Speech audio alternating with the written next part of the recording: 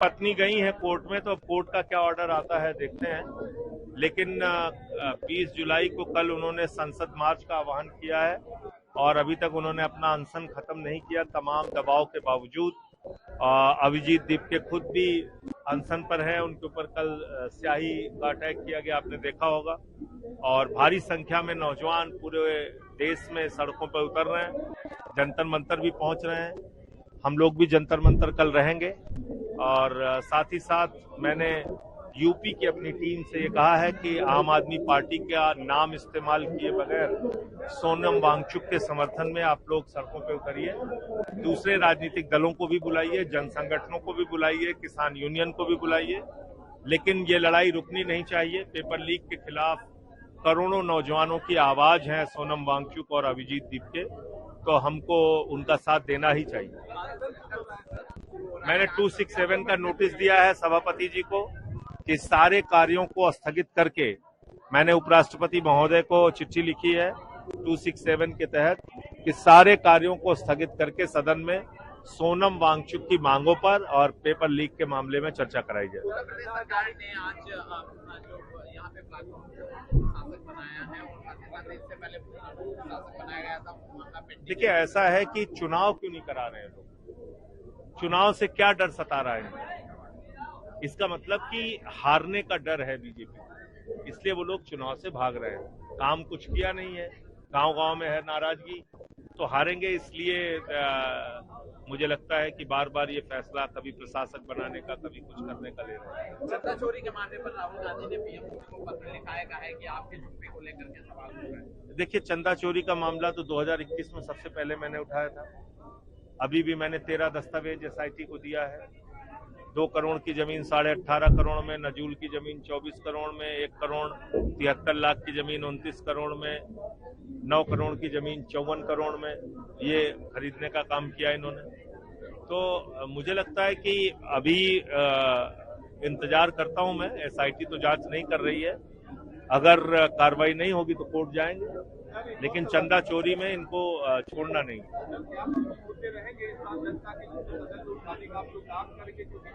देखिए, paper leak अभी बहुत बड़ा मुद्दा है, E20 भी मुद्दा है, और जो भी जनहित के मुद्दे उसको उठाएंगे। जी हाँ, बिल्कुल शामिल होंगे। मैं तो वहाँ पे बोल के आया हूँ, कह के आया हूँ।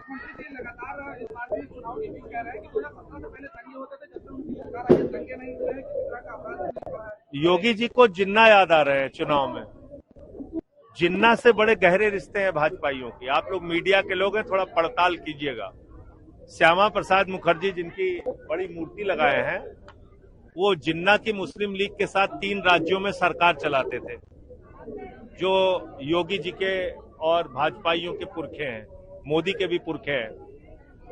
इसके अलावा जो भाजपा और जनसंघ चलती थी, वो किसके पैसे से चलती थी? नुस्ली वाडिया के। कौन है ये? ये जिन्ना का नाती है। तो जिन्ना के नाती के पैसे से, उसके परिवार के पैसे से पार्टी चलाने वाली बीजेपी और जनसंघ, ये लोग आज जिन्ना पे बोल रहे हैं।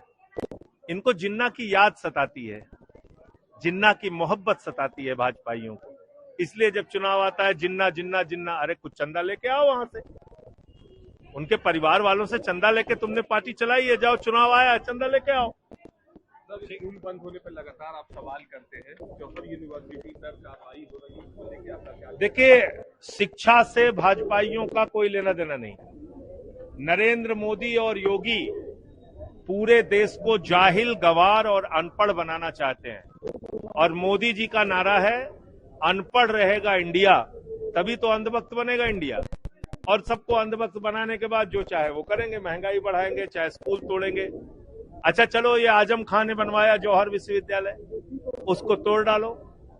1 लाख सरकारी स्कूल हिंदुस्तान में बंद हुए, उसको किसने तोड़ा? मोहम्मद अली नरेंद्र मोदी ने। 56,000 सरकारी स्कूल उत्तर प्रदेश में बंद हुए, उसको किसने बंद किया? सैयद योगी आदित्यनाथ ने। किसने बंद किया भाई?